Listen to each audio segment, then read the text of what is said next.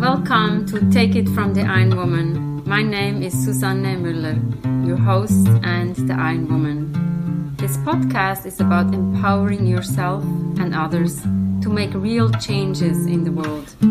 You will hear from everyday, smart, sophisticated, hip people like you and me. Not everybody has to be an Ironwoman to impress the world. Together, we will learn from the sports and business leaders how you can become a more successful person as an entrepreneur or a leader. It's one step at a time, one day at a time. Take your steps now. Take your big steps now. Join me on this journey to success. This podcast is being sponsored by Get Loopy. On episode 41, you can hear the story of Isabel, the co-founder and CEO. Get Loopy, get a 20% discount off your first order. GetLoopy.com. Take it from the Ironwoman. Again, we have only special guests here, and today we have Jey from London with us. Jey and I met virtually in the podcast fellowship, and then we met in person in January in London, actually. So that was a nice surprise to meet virtually, but also in person to learn from each other. I'm very happy to have Jey here. He's certainly a role model for us when he gives all the tricks and tips to all the new fellow podcasters. So welcome, Jey. Thank you so much for being here.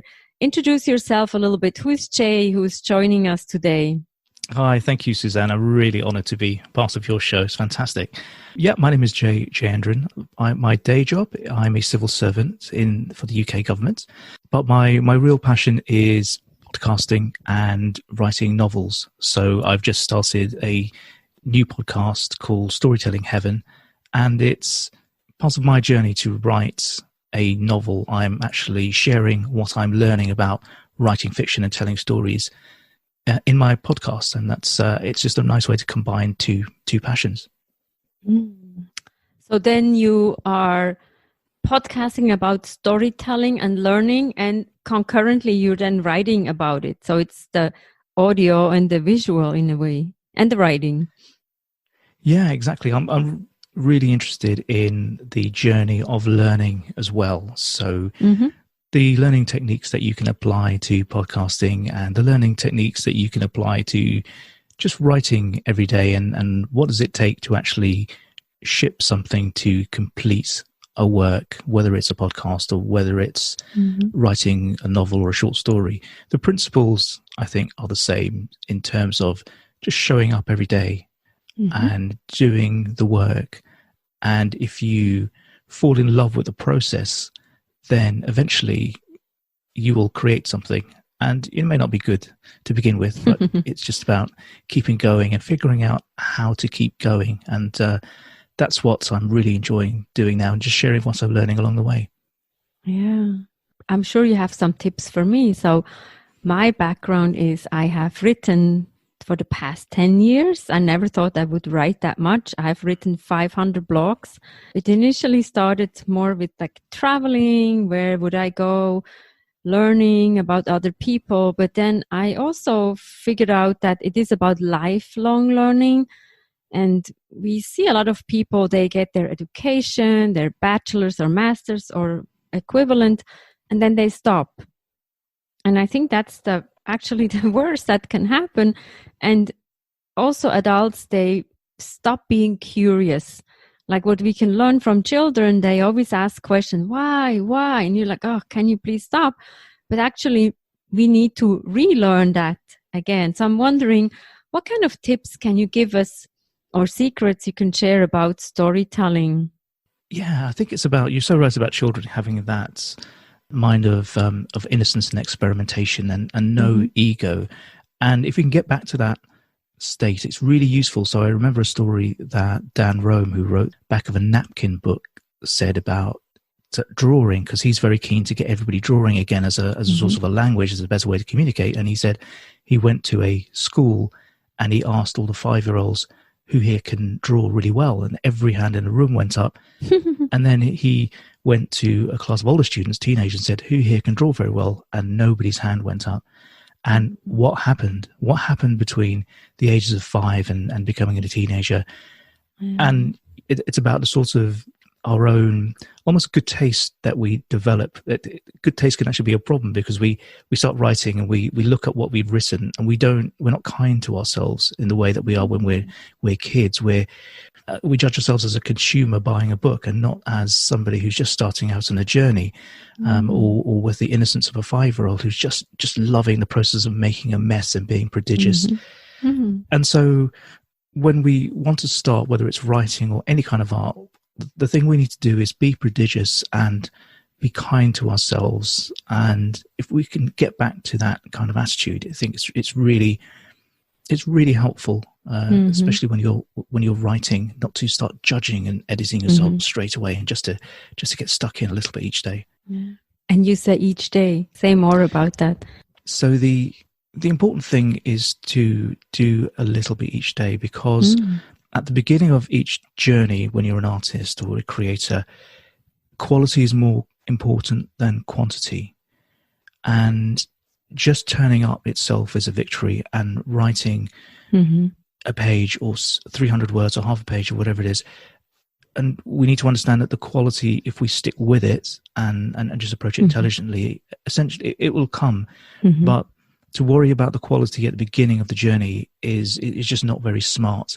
So it's about turning up regularly, figuring out what's in the way, what is the friction that's stopping you turning up every day, and then figuring out how to get rid of that or bypass that or outsmart that, just so that you're sitting down and writing something or drawing something or recording something every single day, and the cumulative effect, so that you kind of hardwire it into yourself like you're running. I imagine if you miss a day's running every day, you just feel weird. And if we can get to that stage, then we can then worry about the quality of what we're doing. That makes sense.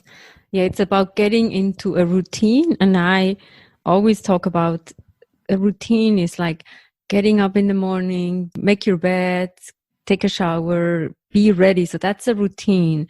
But if we can add maybe half an hour writing, and I always say everybody's a writer because everybody's texting, everybody's emailing. So this is how we write too. And people are like, yeah, but that's my regular job.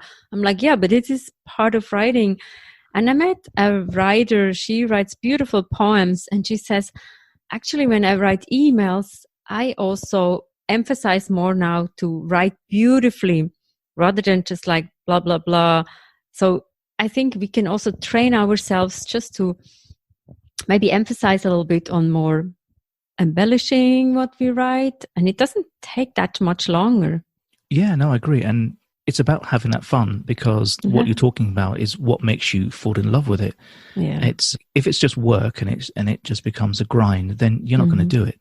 So if, as you say, you can find a way of finding an aspect of it, whether it's getting lyrical with the language or doing something with it, that's what's going to make you stick every day. There's an expression, what gets rewarded gets repeated. So if you're enjoying doing that, you're going to repeat that. And it's just a matter of experimenting and finding what that is. What is that reward that you can get out that's going to make you come back, whether it's running and getting the endorphin rush, or like you say, just playing around with words and creating even one sentence that's just kind of beautiful. And I mean, that's just such an amazing thing. Wow. Yeah. Makes me want to write more. It's just inviting that. I think it's about that routine, and it's becomes second nature. I mean, like as a runner, I know when you run more, you become better, faster, stronger.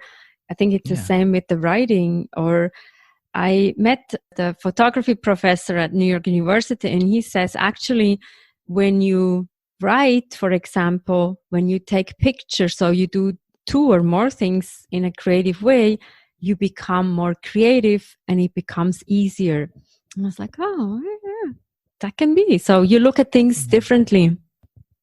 Yeah, I definitely agree with that. Once you start creating one area, it is a knockover effect to the other. So I'm talking about I want to do a podcast, but I'm also marrying it up with writing a novel. And it's that it really does. There's a real domino effect. And you can even take that further. So let's say you want to write, and you might have a preconceived idea of what that means. If I said I'm a writer of fiction, you might think, okay, well, he sits in a room at a desk with a word processor and he just starts typing. But you can get inventive with that, especially now with all technologies. So, for example, I've started dictating lots of my first drafts because I find it's just easier for me to dictate it. And there's a lot of free tools in Google Docs or in Word that will actually transcribe your dictation as you say it live, completely free. So that's something you can experiment with. Maybe you can do your 100 words a day as an email. So if you've got a coffee break, you just take out your phone, you write 100 words in an email, and you mail it to yourself, and you've done your quote for the day. So there's lots of ways to do it, and it's up to us to be imaginative about it and figure out in those precious moments that we can fit that in. It could just make such a difference and really enrich your day. Yeah. And we see people using their smartphones for taking pictures all the time. I mean, pictures, in my opinion, are also words. It's just a different method. I, as a coach, sometimes ask people to write a journal, and some people always say, oh, I don't know. So then I say, look, if you don't like to write, take pictures. That's another form of an expression. And they're like, yeah, taking pictures easy. But then you still create a story or have a storyline. Yeah, interesting. Yeah, and actually, I've been seeing an online course, and one of the first things that they've done is an online course in creativity. And the first assignment was go out into the street. I mean, you can't do that now, but it was go out into the street and find something that looks like a face, and then take a picture of it. And so you walk around and you're looking at sort of the screws and lampposts, and they're kind of in a face type shape, and you take a picture and think, oh, okay. And you just suddenly start to notice things. And the more you create like that, the more you notice the world, and you're in the moment, you're mindful, and suddenly you stop just walking around like a zombie. And it's it's so enriching. That's fantastic. I actually took pictures 4 years ago now of trees, and I went so close that you saw, I don't know, there was like this different world that I explored. So it was really interesting. And the professor said, I've never seen somebody taking those pictures, but it's interesting. So I think, we need to start to look at things differently. Wayne Dyer says that if you start to look at things differently, things will change. So it's that mindset switch that's happening and agree. Observing. And, and there's an exercise that I came across by an Indian yogi, and he said, what happens if can you look at a tree without thinking of the word tree? How would you describe it? How would you experience it? Because the thing about words I've heard them described as a kind of fossilized poems, because we inherit those experiences. Those words are things that we've inherited from somebody else. Somebody came up with the word tree, and we learnt it, and we think we know what it means. But what if we forgot it and actually experienced things like that for ourselves, with a sort of fresh beginner's mind, and looked at this process? Because if you think about what happens in a tree with the photosynthesis and the roots, and the fact that we now know that trees can actually talk to each other, kind of communicate in ways of warning each other of danger, you've got a whole process system organism going on here, and we just that's a tree, and it suddenly you think, what are we missing? So just paying attention in that way, just for 5 minutes a day, it can be, I think, life-changing. Yeah. And even if you look at when you have a coffee or a tea, look what's happening there, right? I think it's what we sometimes forget. It's about the simplest thing that can trigger something magic. I use the word magic a lot when it comes to that. And I took a writer's retreat early this year, and I reread some of the stuff I wrote there, because we were having class in the morning, and in the afternoon you would write. And I was like, did I write this? So it's also when you allow yourself to take that time to write, that such beautiful things are coming up. And first you think like, no, I cannot write. And actually I was writing poems, which I've never done before. And it was so enriching. I think anything like fiction, non-fiction, poem, anything can enrich.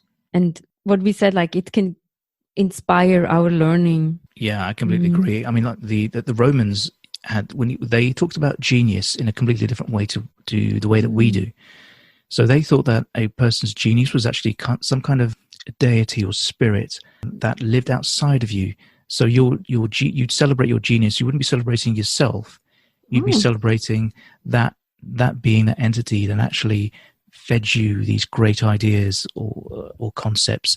And it's only now that we've kind of, as part of our ego, sort of absorbed it as part of our ego and not as a separate thing. Because I know sometimes I think you see these ideas floating around and people have all these ideas at the same time. You think, is it in the air? Are people tuning into this? How is it? How are the people getting these types of ideas? So I quite like the idea of a genius being the kind of, you're almost like a guardian angel for ideas and concepts, and all. But what we have to do is learn how to tune into that and receive those messages. Yeah, and I think for that we need to tune into silence. At least for me, when I write, this is my meditation, my me time, and it feels like you have to listen. When you describe the tree, right? We don't use the word tree. You see that beautiful sculpture in a way, and whatever comes to you is what the message is that you can share. This is really beautiful. Yeah, no, yeah, absolutely. Yeah, because our mind is a tool, it's a technology. It's like a car. But I think one of the things that we've done, especially in the West, is made a mistake that our mind is our whole mental capacity. And actually it isn't. It's just like a screwdriver or another tool. And if we've mistaken that, and there's more than the mind going on. There's a witness there that's almost outside of it, and trying to get that sort of connection is, as you say, the aim of meditation and stuff like that. And if we can get out our mind, that will help us. Coming back to writing, it's our mind that judges, it's our mind that compares, it's our mind that tells us that what we do isn't good enough and we should really stop. And is it really worth all the energy we're putting into it? And if we can figure out how to turn the volume down on that, because there's another part of us that does want to create and understands that. Yeah. So as you say, getting that silence, I think is a really great way to kind of fuel that creativity. Wow, this is so beautiful. I hope the listeners are enjoying this as much as I do. That silence, it feels like there's magic in the air, and we just need to invite it to come to us, and then put it into the computer or writing or pictures or collages or whatever medium is working for you. Yeah. So just pay attention to whenever you notice that time disappears. What are you doing at that point? And just pay attention, and maybe that's a clue to a way in. Yeah. And I also think you can create a ritual to invite that. I said once to a person, she says, I cannot be creative. And I said to her, why don't you go for a walk and then talk to yourself and invite, like, okay, I'm ready. I would love to write. Let's get started. So she quiets down her mind. That's probably one thing. Or you can also make a tea or make a coffee, and it's a ritual. I know a lot of people in England, especially, they have this ritual with making the tea and smelling the tea bag, and actually 5 or 8 minutes, the tea has to steep and then it's perfect. So that's how you create that magic, and then the creativity or the ideas can flow. Yeah, I completely agree. And that is such an important point, Suzanne, because what you've hit on is really the difference between rituals and habits. And, habits at the moment is a very cool thing to be reading about and doing. James Clear book on atomic habits, which I think is fantastic, is wonderful. But I think the mistake is that habits are automatic and you don't pay attention to what you're doing. And I understand why you would want to do that. But actually what you're talking about, I think, should be the real goal, is creating rituals. Because with a ritual, yeah, sure, it can be regular, but you're paying attention to what you're doing. You're being mindful. If all you're doing is creating habits that you think are good, you're just kind of in the same old cycle. You're replacing one set of habits which you judge automatic repetitions, which is bad, with another set that you think is good. But they're bad in the sense that you're not really there present. If you can make it, as you say, a ritual, where you're being mindful as you're doing it, whether it's going to the gym, whether it's making a cup of tea, whatever it is. I think that that's something really much more rich. Yeah. And special. Yeah. Beautiful. And one final question is, when is your novel coming out? And do you have any deadline or any anticipation for that? I'm trying to do it I'm going to give myself a year. So I started in March. So I want to try and complete it by March next year. I'm trying to live by my own words and be kind to myself. And just, I think deadlines are great. And just having that pressure, I think it helps. And we'll see what happens. But yeah, I'm enjoying the journey. Good. And now this is the coach in me, do you set up milestones? So you have let's say you have 7-8 more months to go. So do you think you can reach that goal, or is it, if you don't reach it, it's fine too? Yeah. So my plan is, the first 6 months is all about, as I said before, quantity rather than quality. So so I'm dictating a lot of material, and a minimum of 600 words a day. I think a word count for a beginner like me is really useful, just so that I turn up and at least I know I've got a minimum of that. And then after 6 months, I'll see what I can extract from that. I think the really important thing when you're a beginner's writing is not judge what you're writing. You've got to keep your hand moving as well, your metaphorical hand. Just write, don't judge, don't edit. Just let it pour out of you. And then afterwards, at a certain point, that's when the editing starts. I think the reason that we slow down is because we're trying to create and edit at the same time. And those processes are separate. And it's a subtle distinction. But you need to almost shut up and just not worry about grammar or whether you got the verb sense right or ending on a I don't know, participle or something like that. It's all, or show and tell, or all the writing rules that you've got rattling around your head. You've got to forget all that for the first draft. Just let it pour out, and then after a while, set a date and say, okay, now we're going to go through it with an editing eye. So so hopefully after the 6 months, that's when I'll try and shape something and get something out. Okay, good. I was listening to one of a writer, and he said, editing is like being at a party. This is when the fun starts. So I was like, I don't know, but we'll see. So yeah. So good luck, and thank you so much for your wisdom. This was inspirational. And I hope all the listeners will be starting to write 600 words a day or dictate them. I think that's a good start, and we can follow in your footsteps. And certainly we'll have in the show notes the Storytelling Heaven, your podcast. Good luck. Thank you so much, Jey. Thank you so much, Suzanne. It's been absolutely fun. Thank you. Thank you. How can we create more magic? Wasn't that beautiful what we just learned from Jey? Certainly follow his podcast, follow his book writing, follow everything. What is your magic? What are you interested in? What are you curious about? I'm certainly very curious. Leave a comment. Take it from the Ironwoman. Every Monday, every Wednesday, we have podcasts. And also get loopy. GetLoopy.com. Get 20% off your first order. Take it from the Ironwoman. Start writing. Start showing up every day. 600 words. Thank you for listening. See you next week.